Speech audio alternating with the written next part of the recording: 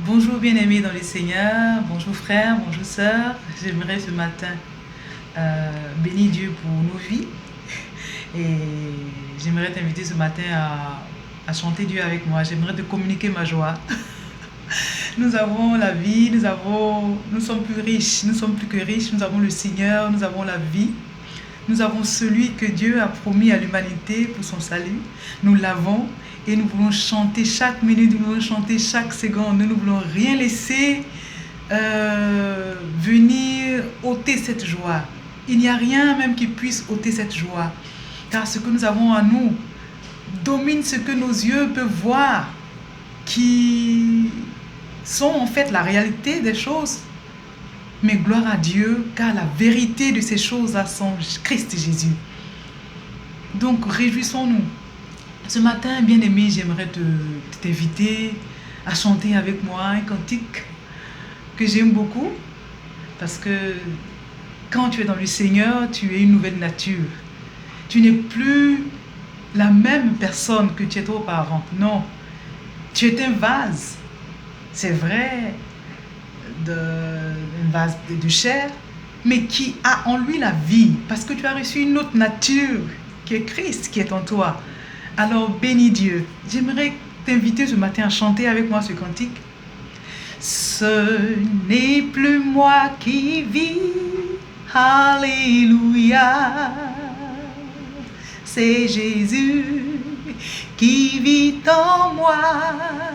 Yeah. Ce n'est plus moi qui vis, alléluia. C'est Jésus qui vit en moi. Autrefois, j'avais ma vie, je vivais selon moi, selon la chair, selon mes inspirations, selon mes désirs. Mais dès l'instant où la vie, qui est ce qu'on appelle la vie, a rencontré ma route, désormais je ne suis plus moi. Ce n'est plus moi qui vis, mais je vis la vie de celui qui est venu en moi. J'exprime sa vie. Bien-aimé, j'aimerais ce matin t'emmener dans le livre de Galates 5, 22, qui parle des fruits de l'esprit. Les fruits de l'esprit qui sont amour, tempérance. Laissez-moi le temps donc si on peut lire ensemble. J'ai avec moi Galates 5, 22. Si on peut le lire ensemble. C'est un bonheur de lire les Écritures. Galates 5, 22. On parle d'abord des fruits. On parle des fruits de l'esprit, mais avant les fruits de l'esprit, ils ont cité les fruits de la chair, la manifestation de la chair. Qu'est-ce que la chair peut manifester? On peut lire. Car la chair a des désirs. Paul dit aux Galates 5, à partir du verset 17, car la chair a des désirs contraires à ceux de l'esprit. Et l'esprit en a de contraires à ceux de la chair. Ils sont opposés entre eux, afin que vous ne fassiez point ce que vous voudriez. Amen. Si vous êtes conduit par l'esprit, vous n'êtes plus sous la loi. Alléluia. Or, les œuvres de la chair sont manifestes. Ce sont l'impudicité, l'impureté, la désolation, l'idolâtrie, la magie, les inimitiés, les querelles, les jalousies, les animosités, les disputes, les divisions, les sectes, l'envie, l'ivrognerie, les excès de table et les choses semblables. Je vous dis d'avance, comme je l'ai déjà dit, que ceux qui commettent de telles choses n'hériteront point le royaume des dieux. Alléluia. Paul, il a tout dit. Si tu pratiques ces choses, tu ne peux pas hériter le royaume. Tu peux connaître Christ. Mais hériter le royaume, c'est autre chose, bien-aimé. Hériter le royaume, c'est entrer dans cette intimité de c'est revêtir la divinité de Christ lui-même.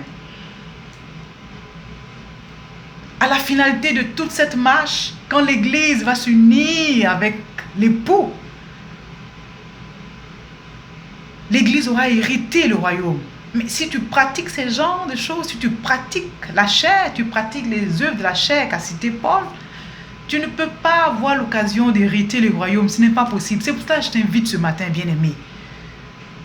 de revoir ta position. Si tu n'as pas encore accepté le Christ, c'est le temps de le faire. Ok? C'est le temps de le faire. Et si tu l'as eu déjà, alléluia. Mais cherche encore à entrer dans l'intimité de ce maître, de Christ roi, afin d'hériter le royaume, de revêtir totalement ce qu'il est afin d'hériter le royaume. Et par-dessus, Paul cite, mais le fruit de l'esprit. Mais le fruit de l'esprit, c'est l'amour, la joie, la paix, la patience, la bonté, la bénignité, la fidélité, la douceur, la tempérance. Alléluia. Voici les fruits que produise Christ. Quand Christ vient en vous, voici les fruits que Christ produit. En fait, en un mot, le fruit de l'esprit, c'est Christ lui-même. Alléluia. Mais désormais, nous pouvons chanter que nous avons ce Christ. Alors, ça voudra dire que ce n'est plus nous qui vivons, mais nous devons vivre pour exprimer ce que Christ est en nous. Alléluia. Alors nous allons le chanter. Moi, j'aimerais le chanter parce que je me réjouis, je suis en train de vivre cela. Je suis en train de vivre les fruits de l'esprit. Ce n'est plus moi qui vis. Alléluia.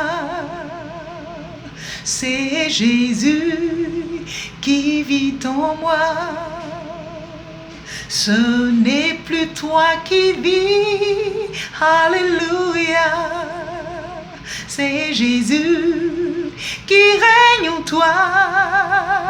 Ce n'est plus toi qui vis, alléluia, c'est Jésus qui s'exprime en toi, en toi, en toi,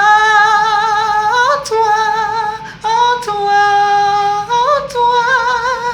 C'est Jésus qui vit en toi. Ce n'est plus moi qui vis, alléluia. C'est Jésus qui vit en moi. J'aimerais ce matin, bien-aimé, t'exhorter. Donne-toi le temps pour que Christ s'exprime en toi. Quand Christ sera en train de s'exprimer en toi, tu auras le dégoût des choses de ce siècle présent, le dégoût de ces choses. C'est des choses qui ne se disent pas, mais qui se vivent. Tu seras en train de grandir pour hériter le royaume. Tu seras en voie d'hériter le royaume. Saisis cette occasion. Lève-toi de là où tu es. Lève-toi de là où tu es, qui ne confesse pas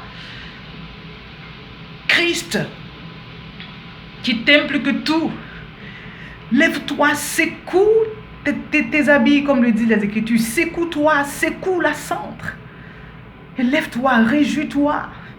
Rentre en intimité avec le royaume qui est Christ lui-même, afin de pouvoir l'hériter et de l'exprimer véritablement. Je sais que tu vois ce que je veux dire, bien-aimé. Je sais qu'on se comprend dans le Seigneur. Que Dieu te bénisse de là où tu es. Que Dieu te garde là où tu es. Que Dieu te garde dans son dessein. Que Dieu te garde dans son dessein prophétique, qui est de revêtir sa divinité. Le dessein de Dieu se trouve en Genèse 1, 26. Faisons l'homme à notre image. Dieu est en train de se bâtir un homme. Et cet homme-là, ce n'est pas un homme comme on peut dire, une tête et tout. C'est juste un corps de personne qui sera comme lui. Et ce corps de personne-là, on le retrouve à la fin des Écritures, dans Apocalypse, qui est la Jérusalem nouvelle. Alléluia. La Jérusalem céleste, la mariée du Seigneur, l'épouse du Seigneur, la ville sainte. C'est l'église parfaite, l'église glorieuse. C'est cela le dessein prophétique de Dieu. Bien-aimé, si tu n'as pas encore accepté Christ, il n'est jamais tard. Il n'est jamais tard. Donne ta vie au Seigneur. Il n'y a qu'en lui seul qui a la vie. Alléluia, demeure béni. Et nous nous retrouverons sûrement à un autre moment fort pour adorer Dieu, juste pour 8-10 minutes de joie. Je te fais un gros coucou et je bénis Dieu pour ta vie. Bye bye!